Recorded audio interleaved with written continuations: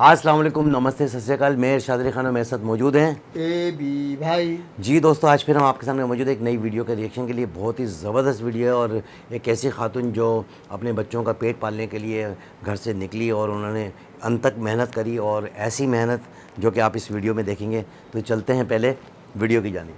जी तो दोस्तों, चलते हैं वीडियो की जानिब। वीडियो का टाइटल है India meet Jaipur station women कुली, मंजू यादव। तो देखते हैं इस वीडियो में क्या है। कोई ट्रॉली खींच रहा था तो किसी के कंधे पर 2 बैग थे और सर पर 2। मुझे लगा ये काम तो आसान है, ये काम तो मैं भी कर लूँगी। मैं एक दिन यहाँ आई और सब भाइयों से पूछा तो उन्होंने मेरी मदद की। फिर मैं कुली बन गई।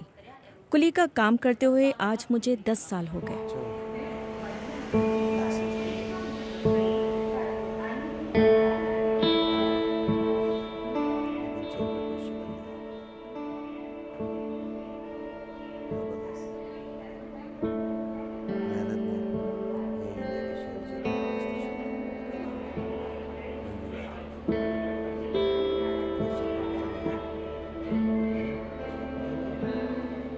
ये सुबह 5 बजे खड़ी होती हूँ।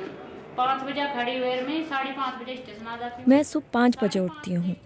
मैं 5:30 बजे स्टेशन पहुँचती हूँ। फिर मैं 9 बजे घर जाती हूँ। 1 घंटे में नहाकर और खाकर 11 बजे स्टेशन वापस आती हूँ। 11 बजे से मैं 2 बजे। मैं तमाम ट्रेनों के बारे में जानती हूँ। बम्बई सुपर एक्सप्रेस किस वक्त पहुँचती है, चेन्नई वाली ट्रेन किस स्टेशन पर आती है। मुझे तमाम गाड़ियों का टाइम टेबल याद है। मैं अनपढ़ हूँ लेकिन मेरा दिमाग अनपढ़ नहीं है।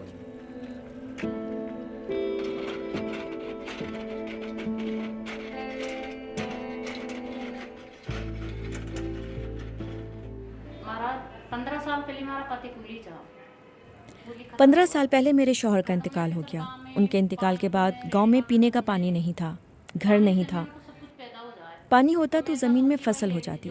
फिर मैंने सोचा कि औरतें जो बर्तन में पानी भरकर उठाती हैं, वही काम तो कुली का है। गांव में जो औरतें घास काटती हैं, भैंसें चराती हैं, वही मेहनत तो कुली के काम में भी है। मैंने यहाँ देखा कि कोई भाई ट्रॉली खींच रहा था तो किसी के कंधे पर 2 बैग थे और सर पर 2। मुझे लगा ये काम तो आसान है, ये काम तो मैं भी कर लूँगी। मैं एक दिन यहाँ आई और सब भाइयों से पूछा तो उन्होंने मेरी मदद की। फिर मैं कुली बन गई। कुली का काम करते हुए आज मुझे 10 साल हो गए। जब मैं शुरू में आई तो मुझे कोई नहीं जानता था, यहाँ तक कि मुसाफिर भी मुझे नहीं पहचानते थे। जब मैं यहाँ आई तो मेरा वज़न 25 किलो था।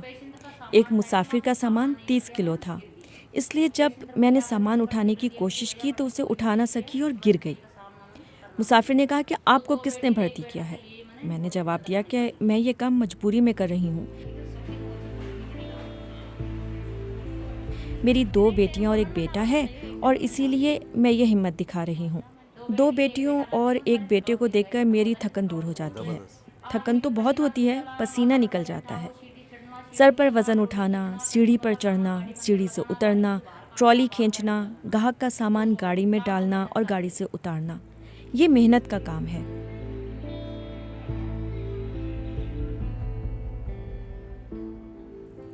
ससुर कुली का काम करते थे। उनकी वफ़ात के बाद शौहर ने कुली का काम किया। शौहर की मौत के बाद मैं ये काम कर रही हूँ। यानी हमारी 3 पीढ़ियों ने कुली का काम किया है। बहुत ही ज़बरदस्त। जी अभी भाई, पहले तो मैं इन महिला को जो है ना मैं सलूट पेश करता हूँ कि इन्होंने अपने बच्चों को पालने के लिए, आप यकीन करें कि बड़ी खुशी हो रही है। और ऐसे लोगों को जो है ना हौसला अफजाई करनी चाहिए कि वो अपने बच्चों को पालने के लिए कुली का काम करने निकल गई। और इतना मेहनत वाला काम है और ज़िम्मेदारी का काम है कि आप किसी का बैग उठा रहे हैं तो उसका बैग आपने पहुँचाना भी है, टूट फूट नहीं हो, उसको सहूलत के साथ जो है ना आपने जो है जगह पे पहुंचाना है। और मैं अभी देख रहा था जब ये ट्राली खींच रही थी तो एक साहब जो है जिनका वो सामान था वो पीछे जा रहे थे। तो मैं समझता हूँ कि आम लोगों से ज़्यादा ये काम करती होंगी, जो कि दूसरे कुली काम करते हैं उससे भी ज़्यादा काम कर रही हैं कि इतने सारे बैग उठा और फिर जो कंधे पे अलग और सर पर अलग उठा रही हैं। तो फिर जब थक जाती हैं तो सबसे बड़ी बात जो वो इस वीडियो में मैंने देखी कि वो ये थी अभी भाई कि अपने बच्चों को जब देखती हैं तो इनकी थकान सारी उतर जाती है। आप क्या बोलेंगे? मैं तो ये बोलूँ इस मौके पर कोई शेर सुना दो इस महिला के लिए। हाँ, मैं एक शेर सुनाता हूँ। अभी मैंने लेटेस्ट खुद ही लिखा है ये, और लिखने का भी मुझे शौक़ है और गाने का भी शौक़ है। तो गिर गया है अगर तो संभल ही जाएगा, गिर गया है अगर तो संभल ही जाएगा, वक्त आया है बुरा तो गुज़र ही जाएगा, वक्त आया है बुरा तो गुज़र ही जाएगा। यानी कि वक्ती तौर पे आदमी गिर जाता है तो फिर लाजमी एक टाइम ऐसा आता है कि वो खड़ा हो जाता है, संभल जाता है, फिर जो वक्त होता है बुरा तो वो गुज़र ही जाता है। तो उस हवाले से मैंने ये शेर लिखा और इनके ऊपर ये बिल्कुल सूट करता है और बेहतरीन इनकी परफॉर्मेंस है इन महिला की। और मैं समझता हूँ कि इन्होंने जो करके दिखाया है, 3 पीढ़ियाँ इनकी जो ये काम कर रही थी, तो इन्होंने शोहर के मरने के बाद ये बेड़ा ये अपने कंधों पे उठा लिया। मैं एक बात बता, जी आपकी बात काट रहा हूँ। जी जी तो मैं दोस्तों ये बताना चाह रहा था कि एक खातून जिसने महसूस किया कि उसके बच्चे भी पालने हैं उसे, और सबसे बड़ी बात ये है कि इसके जहाँ रहती थी जयपुर के किसी गांव में, तो वहाँ पानी की बड़ी किल्लत थी जी। और जाहिर है वो इलाके में कई इलाके ऐसे जहाँ पानी नहरी निज़ाम नहीं है, हाँ, और पानी की भी किल्लत रहती है, ज़मीन कुआं में है, भरते ज़मीन हैं। है, पानी नहीं है। तो इस महिला ने तो कहा कि जब हम 4-4 5-5 घड़े उठा सकते हैं तो क्यों ना हमारे शौहर जो इंतकाल करके जो इस दुनिया में नहीं है, हाँ, वो मैं काम कर लूँ। वो काम हम भी कर सकते हैं। जब सामान ही उठाना है तो ये हम घड़े उठाते तो सामान उठाना कोई मुश्किल नहीं है। क्योंकि पढ़ी लिखी नहीं थी, हाँ। तो इन्होंने सोचा कि मेरे को ये जॉब तो मिल अब सकती उसको है। यही सोच आया कि मैं किस तरह मेहनत करूंगी, हाँ। किस तरह काम करूंगी। बिल्कुल। आखिर उसने ये पेशा अपनाया, हाँ, और ये कि 3 पीढ़ियों से इनका ये पेशा था, चला चला यार, और ये हिम्मत नहीं आ रही, हिम्मत नहीं आ रही है। और और अब आज तक वो अपने ये ड्यूटी अंजाम दे रही है अपने बच्चों के लिए, अपने सबसे- बच्चों के पेट पालने के लिए। सबसे बड़ी और बात- ये कि कोई बुरा काम नहीं कर रही है, माशरे में जिंदा है, सर उठा के अपनी मेहनत के बलबूते पे, और सर उठा के ज़िंदगी गुजार रही हैं। और एक बात और कि वो क्या बात कर रहा था यार, मैं भूल गया।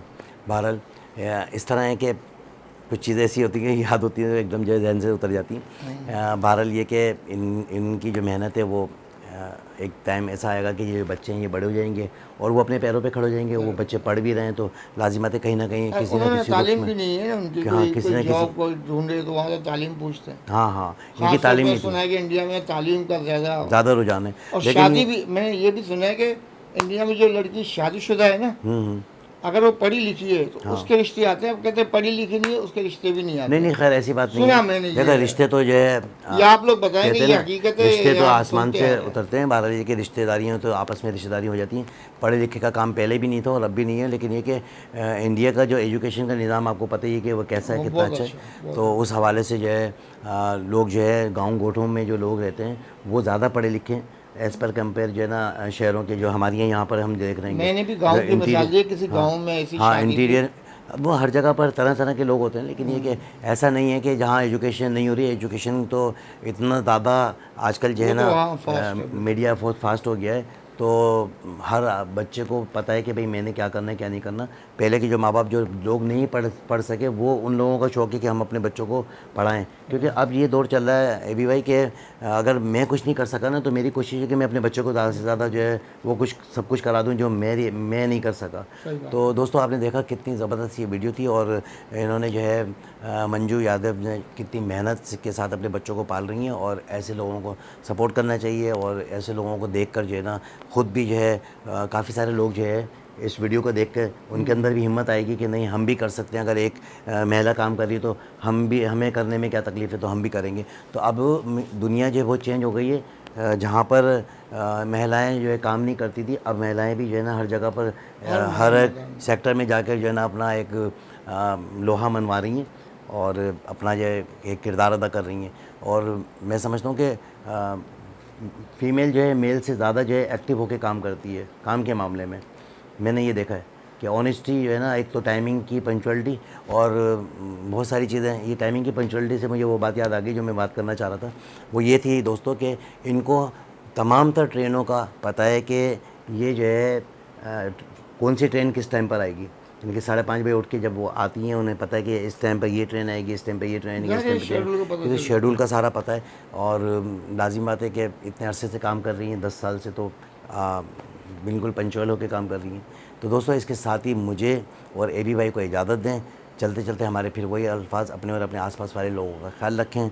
हमारे चैनल को लाइक करें, सब्सक्राइब करें, ताकि आने वाली तमाम तर वीडियो आप तक पहुंचती रहें और हमारा ये रिएक्शन आप तक पहुंचता रहे। इसके साथ ही मुझे और AB भाई को इजाज़त दें। अल्लाह हाफ़िज़।